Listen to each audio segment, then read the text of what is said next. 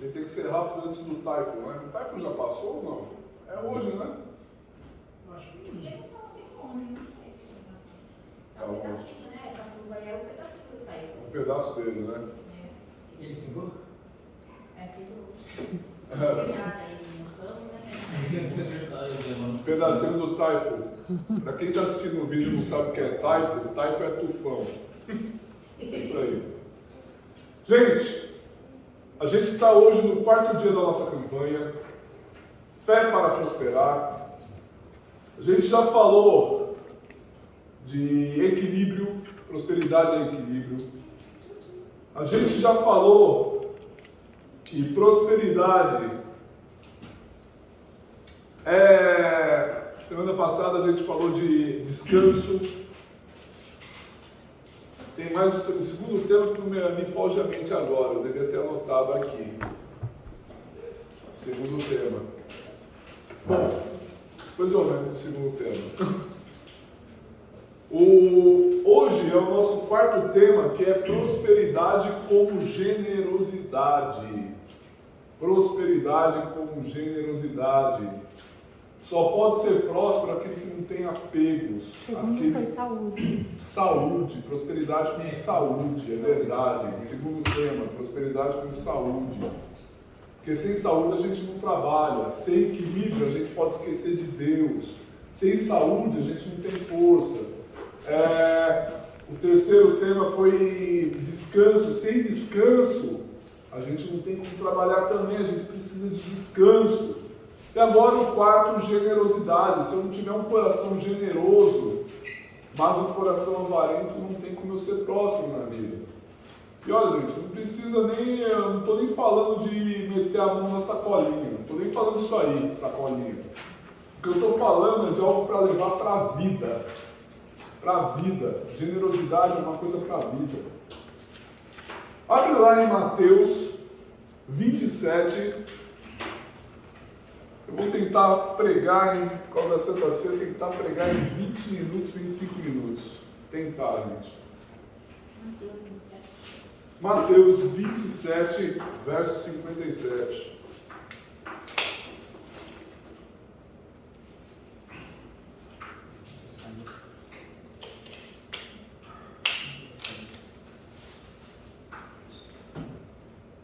Já acharam? Tá. Verso 57. Isso, 27, verso 57. Essa palavra é importante.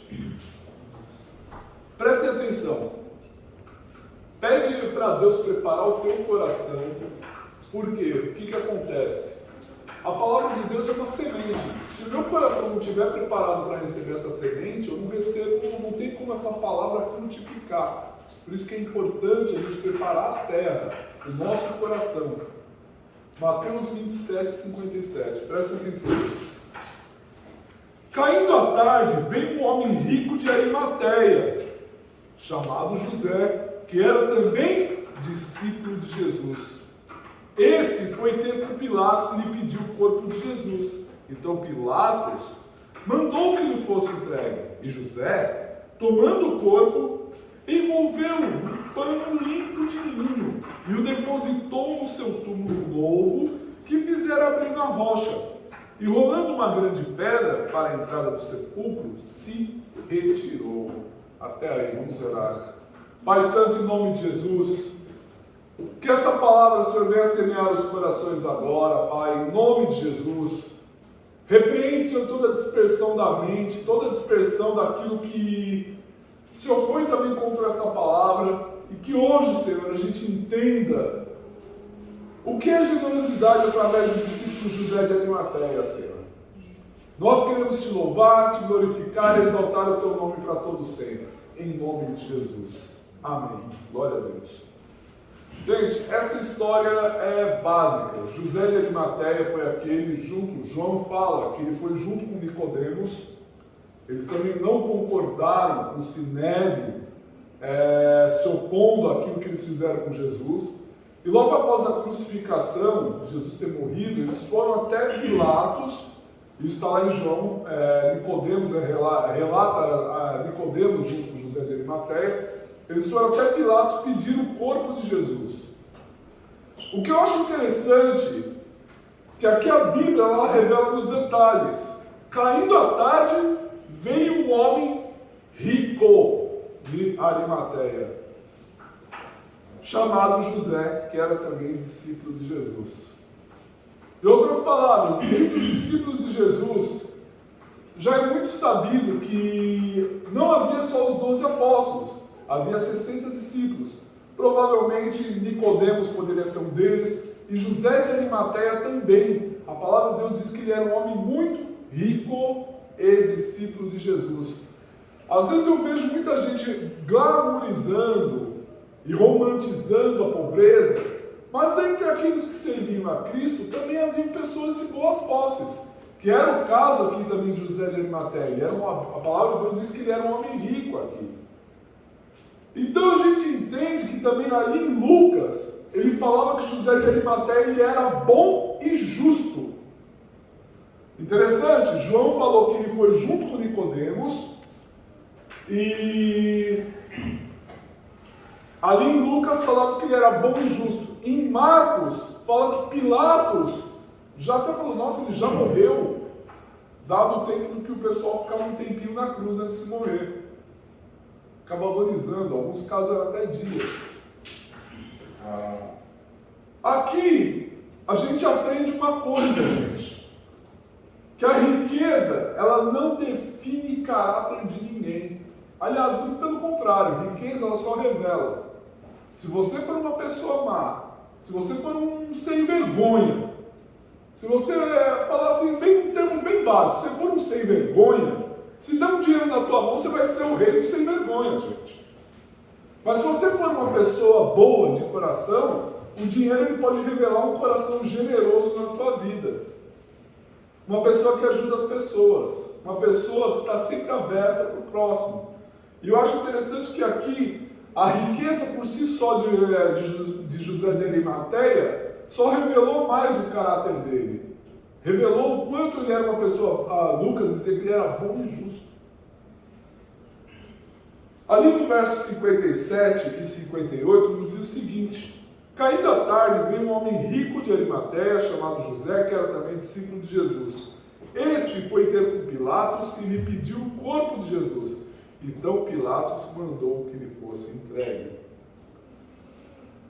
Um discípulo de Jesus, aqui eu quero trazer a revelação da palavra. Um discípulo de Jesus trabalha pelo corpo de Cristo. O que José de Arimateia foi fazer para Pilatos? Pediu o corpo de Jesus. A generosidade na nossa vida cobre o corpo de Cristo. A generosidade na nossa vida, o corpo de Cristo hoje entende-se por igreja. A palavra de Deus em Gálatas, pelo apóstolo Paulo, diz o seguinte: que devemos ajudar as pessoas, mas primeiramente os domésticos da fé. Gálatas, o apóstolo Paulo ele diz isso. Sabe, sobre ajudar os domésticos, depois os de fora. Em outras palavras, aqui José de Arimateia, ele já estava dizendo aquilo que, já estava mostrando de uma forma profética aquilo que Deus, através do apóstolo Paulo, nos trouxe. A primeira coisa que a gente ajuda, em primeiro lugar, é os domésticos da fé. Eu acho muito interessante que eu estava ouvindo um programa Crescendo na Fé, muito antes de YouTube existir, gente. Muito antes de YouTube, eu estava ouvindo lá o programa Crescendo na Fé, e o Roberto Cruvinel tinha uma irmã na igreja dele, que era uma irmã que estava sempre ali, sempre na oração, e essa irmã veio a falecer. O que a igreja fez? Uma coisa que é muito difícil a gente ver hoje. A igreja custeou o velório da irmã. Custeou, teve todos os cuidados em velar, teve cuidado com a irmã e com a família daquela irmã que faleceu na igreja do pastor Roberto Cruvinel. Eu aprendo que quando a gente vê José de Arimateia pedir para Pilatos o corpo de Cristo, a gente, Deus ele nos entrega o cuidado do corpo de Cristo na nossa vida. Eu cuido do corpo, você cuida do corpo, todos nós cuidamos do corpo de Cristo. Tem um irmão passando entre nós necessidade, vamos ajudar esse irmão. A generosidade é bíblica. E fazer sem esperar nada em troca. Fazer sem esperar se o irmão vai mudar de ministério, se não, se o irmão vai se desviar ou não. Mas você cumpriu a tua parte do quê? De cuidar do corpo de Cristo. Olha que maravilhoso, José de Arimateia foi pedir para Pilatos o corpo de Cristo. É a nossa obrigação de com generosidade cuidarmos do corpo de Cristo, cuidarmos da igreja de Cristo, cuidarmos do nosso próximo. Ele busca recursos para a obra de Deus seguir adiante. E sabe, irmãos, para Deus não existe valor estabelecido. Às vezes a gente fala de 10% de dízimo, oferta, fala esses negócios, mas vamos ser francos, se a pessoa dá 10% chorando, melhor ela nem dá. Porque a palavra de Deus diz que Deus ama o que dá com alegria. Às vezes Deus vai se alegrar mais com o 1.000 ienes que o irmão deposita. Eu sei que é um tiro no pé o que eu vou falar aqui. E às vezes pastores de teologia da prosperidade não falam isso de jeito nenhum. Mas eu tenho que falar. Deus, Ele pode amar de coração aquele 1.000 ienes que você dá, mas Deus pode se aborrecer de 10% que você dá. Porque às vezes você deu com tristeza um, mas deu com alegria outro. Cuidar do corpo de Cristo, muitas vezes hoje eu tive uma experiência com Deus. Eu estava fazendo esse café, eu fiz um café hoje. Foi uma hora alegria que eu falei, poxa, é para servir meus irmãos no corpo.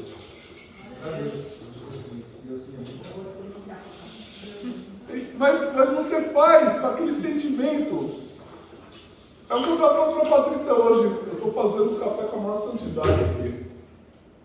Por quê? Porque eu estou fazendo algo para servir o corpo de Cristo, servir os meus irmãos.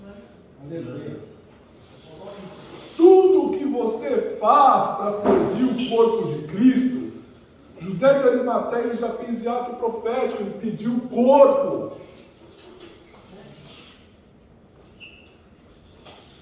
Ele pediu o corpo de Cristo para cuidar do corpo. É profunda essa palavra, pediu um corpo para cuidar. Agora presta atenção. O que ele fez? Verso 59. Vou ser bem breve, irmãos, porque a gente vai para a ceia. Verso 59. E José, tomando o corpo, envolveu num pano limpo de linho. O que José de Arimateia fez?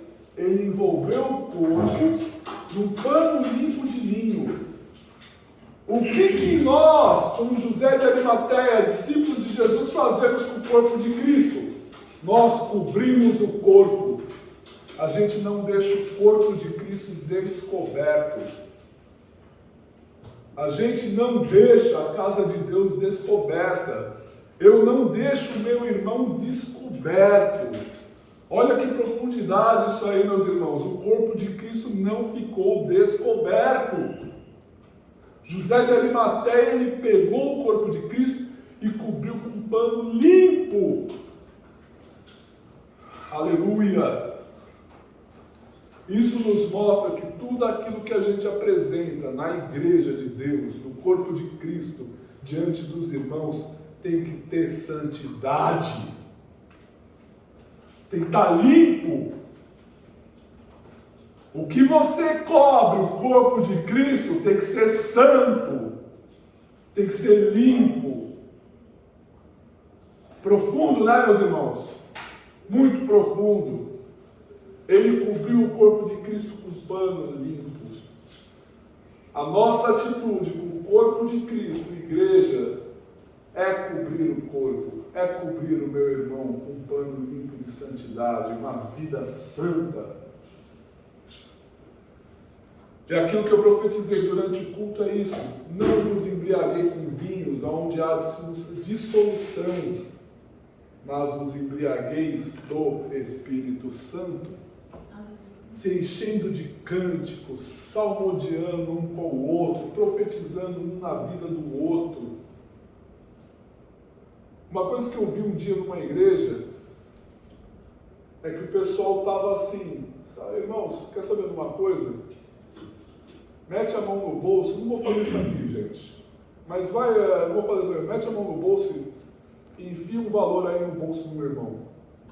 As pessoas estavam aí pegando e enfiando dinheiro pegaram dinheiro no bolso e enfiaram lá na mão do outro. Mas cada um estava cobrindo o corpo de Cristo de uma maneira profética. Agora, pensa bem. Isso foi uma prova de que há um desapego. E hoje a prosperidade é isso, gente. É você ter um coração generoso. É um coração com generosidade. É cobrir o corpo de Cristo, cobrir a igreja com generosidade. Ele cobriu o corpo de Jesus. A generosidade, ela cobre o corpo. Verso 60. E o depositou no seu túmulo novo que fizera abrir na rocha. E rolando uma grande pedra para a entrada do sepulcro, se retirou.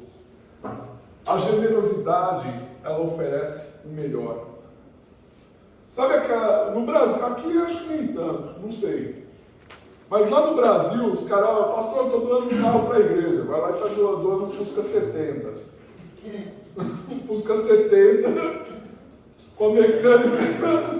70 na casa. Que bebe pra caramba, Fuscando 70, que bebe pra caramba o Fusca. Isso quando ele funciona. Mas a pessoa começa a achar que a casa de Deus, o corpo de Cristo, o seu próximo, é um depósito de lixo. E não foi isso. José de Arimateia depositou o corpo de Cristo em um túmulo novo, que ele mandara fazer na pedra. Ele fez para ele, mas ele falou assim, não, é aqui que vai ser sepultado o corpo do Senhor Jesus. Vai ser sepultado o corpo do meu mestre. Sabe, meus irmãos, eu acho interessante que a palavra de Deus fala. Outro dia você vê questionamentos levantados, mas Jesus não foi o primeiro a ressuscitar. Teve o filho da viúva, teve o Lázaro que ressuscitou. Como assim Jesus ele é a primícia da ressurreição? O filho da viúva ele morreu, ressuscitou, mas ele morreu de novo. Lázaro morreu, ressuscitou, mas morreu de novo. Cristo ressuscitou e continua vivo até hoje. Por isso que ele é a primícia da ressurreição.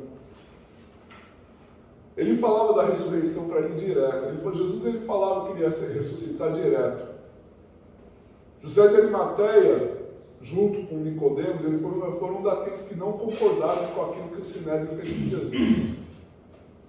Mas ainda assim, suspeitando ou não que Jesus fosse ressuscitar, ele entregou, ele cobriu o corpo de Cristo.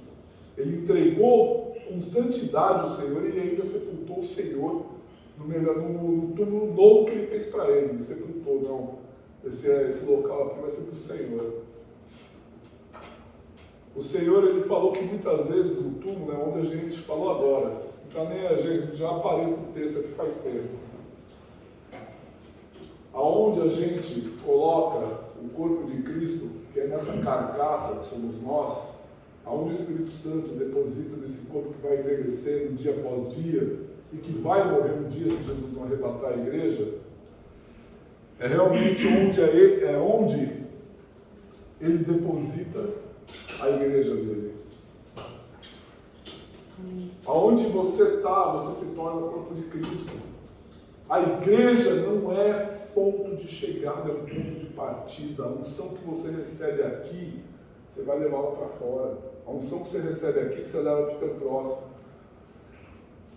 A unção que você está aqui é você profetizar e falar, olha, eu não esqueço até hoje, eu tive colegas de sala, quando eu não era crente, era vida louca, tudo, eu tinha uns colegas de sala crente que falavam comigo, me evangelizavam, mas eu perguntava, mas como que é esse lance de Deus aí? Eles falavam, Deus cura, Deus batiza, do Espírito Santo, Deus liberta. Falava lá o evangelho quadrangular para mim, né? Deus cura, liberta, batiza, e eu não lembro mais o resto. O Júlio foi quadrangular, sabe mais?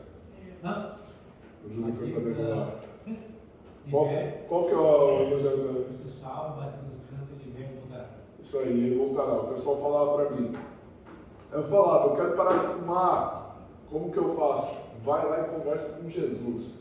Você conversa muito com Deus, conversa com Jesus. Então assim, a pessoa falava de um jeito simples para mim, que às vezes a gente fala, poxa, quer ser curado, quer isso, aquilo, quer ver o problema lá do seu filho ser resolvido? Começa a falar com Jesus que seu filho vai ser curado. Começa a falar com Jesus. Olha, eu ainda não te conheço, mas no teu nome meu filho vai ser curado. E aí eu fazia isso mesmo.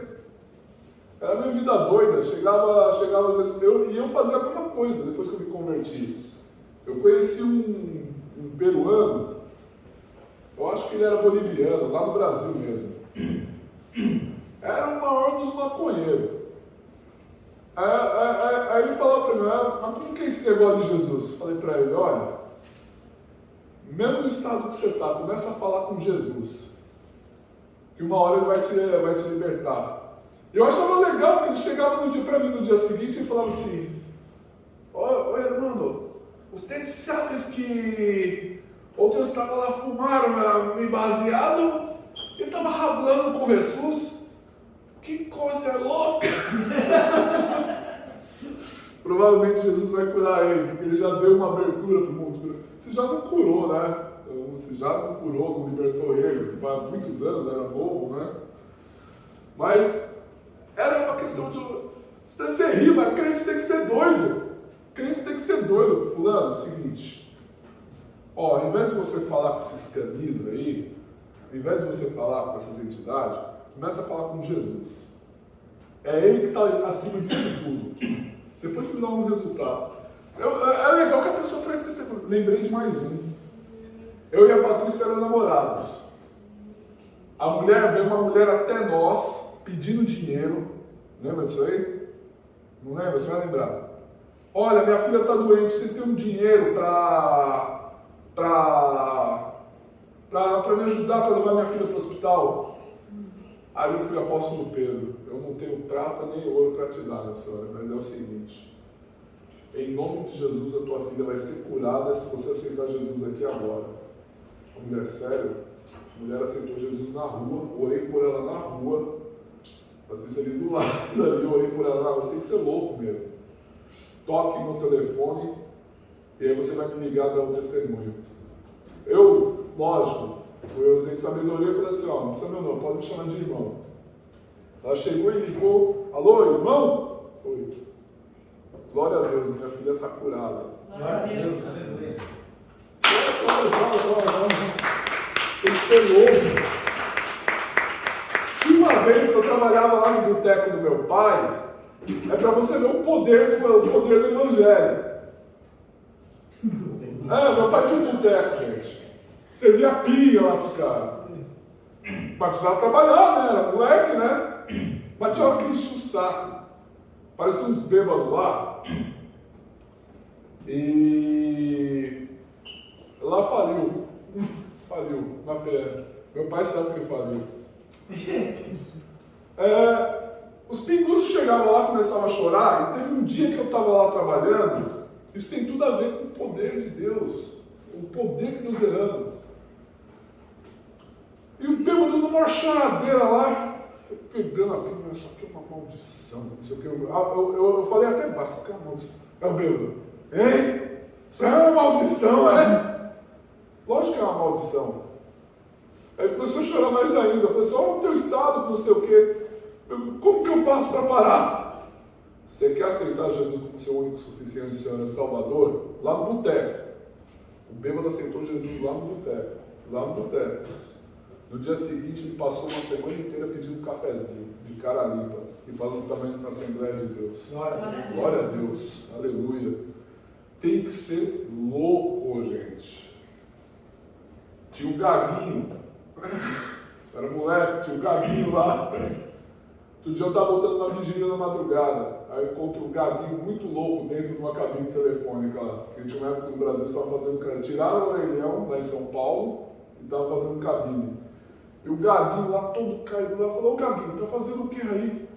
Como é que é? Ele era gago e fanho ainda, né? Vixe. Eu tomei umas cachaças lá. Eu falei, ô Gaguinho, Jesus não tem isso pra você. Eu não sabia o nome dele, gente. Eu falei, ô Gaguinho, Jesus não tem isso pra você. Não tem?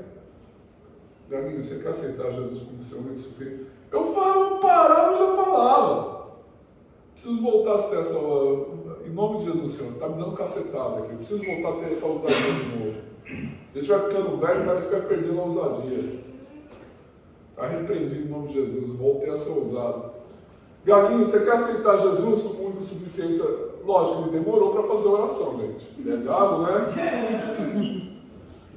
Mas no final ele gritou: Senhor, Senhor, eu te quero. No final, o Gaguinho começou a ir para a igreja. Então, assim, eu não sei se ele continua gado, mas... Isso não muda, não. Isso é só esse tratamento. Deve ter curado, sei lá. Mas sabe por que eu aprendi isso? Eu não esqueço de eu muito louco de cocaína na madrugada, eu muito louco de cocaína, e o irmão Marcelo da Assembleia de Deus falando de Jesus para mim. E eu louco de cocaína ouvindo ele. Pois é, irmão Marcelo, não sei o quê. Eu era só isso aqui, né? Muito louco de cocaína. Posso orar por você, irmão? Pode, né? Espírito demônio, que sai em nome de Jesus. Ele orou tudo, mas olha o resultado aí, gente. Se a gente não for muito louco para Jesus, se a gente não quebrar as regras e etiqueta desse mundo, como que as vidas vão ser salvas? Aquele que criou as regras pode quebrar, ou seja, não tem a lei da gravidade, mas quem fez flutuar o machado? Foi Deus que fez o machado flutuar. Não existe a regra de que morreu já era, mas quem ressuscitou mortos e ressuscita até hoje, quebra essa regra. O Deus Todo-Poderoso, Ele ressuscita. Doar Jesus é cobrir o corpo de Cristo. Eu vou voltar para o texto, é agir com essa generosidade. Mas sabe o que é interessante? A generosidade oferece o melhor, mas o mundo também evangeliza para o diabo. O mundo, ele prega o evangelho de Satanás. No mesmo texto, Mateus 28, mesmo capítulo, 28, 11 e 15. Pode ver, se a gente leu aqui José de Arimateia, está aí, 28, 11 e 15. Depois que Jesus ressuscitou, as sentinelas. E indo elas, eis que alguns dos guardas foram à cidade e contaram aos principais sacerdotes tudo o que sucedera. Reunindo-se eles em conselho com os anciãos, deram grande soma de dinheiro aos soldados, recomendando-lhes que dissessem: vieram de noite os discípulos dele e roubaram enquanto dormíamos. Caso isso chegue ao conhecimento do governador, nós o persuadiremos e vos poremos em segurança. Eles, recebendo o dinheiro, fizeram como estavam instruídos. Essa versão divulgou-se entre os judeus até o dia de hoje.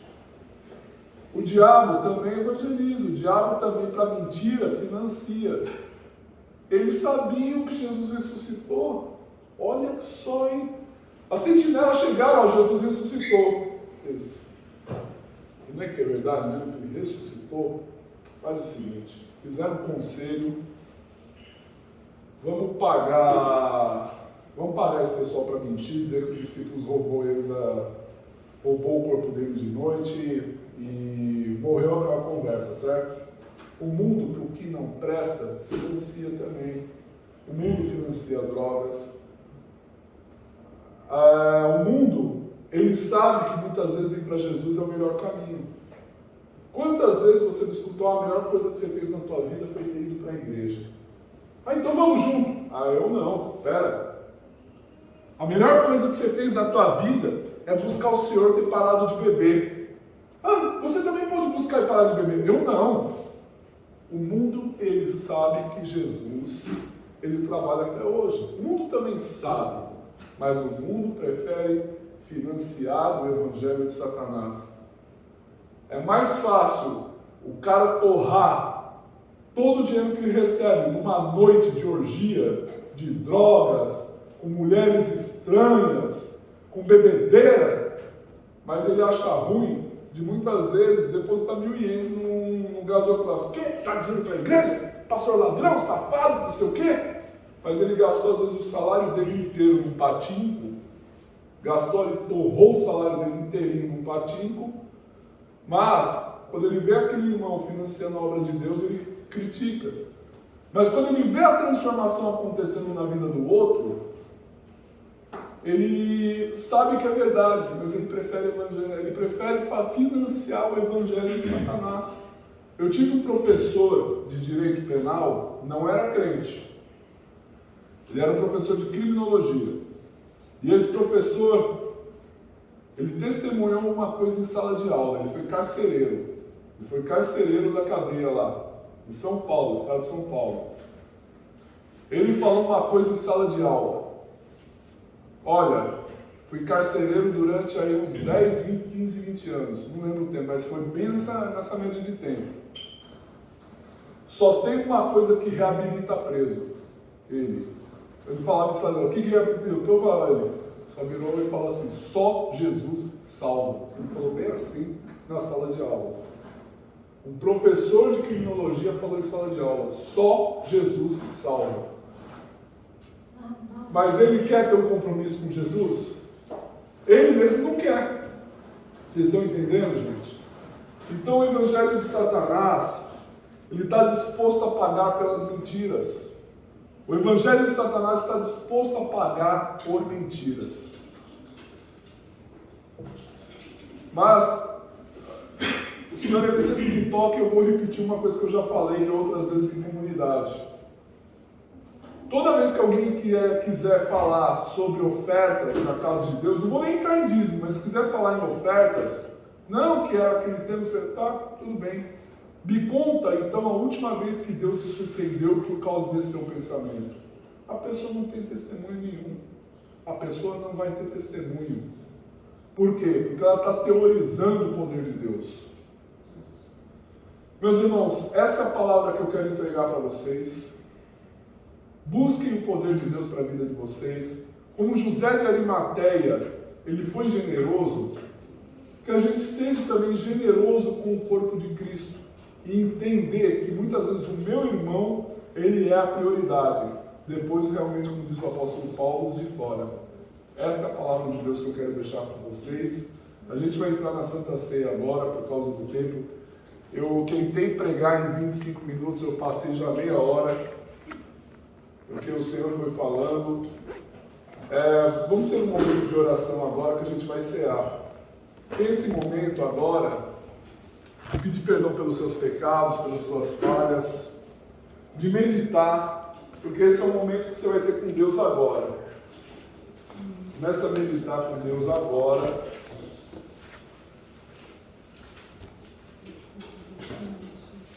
Senhor, em nome de Jesus, peço perdão pelos nossos pecados, pelas nossas falhas. Que a gente venha ser uma pessoa generosa, como diz a Tua palavra, que a gente seja uma pessoa que cumpre cada vez mais a Tua vontade, Senhor. Senhor, a Tua vontade é soberana sobre nós. Perdoa os nossos erros, as nossas falhas. E que a gente seja cada vez mais transbordante.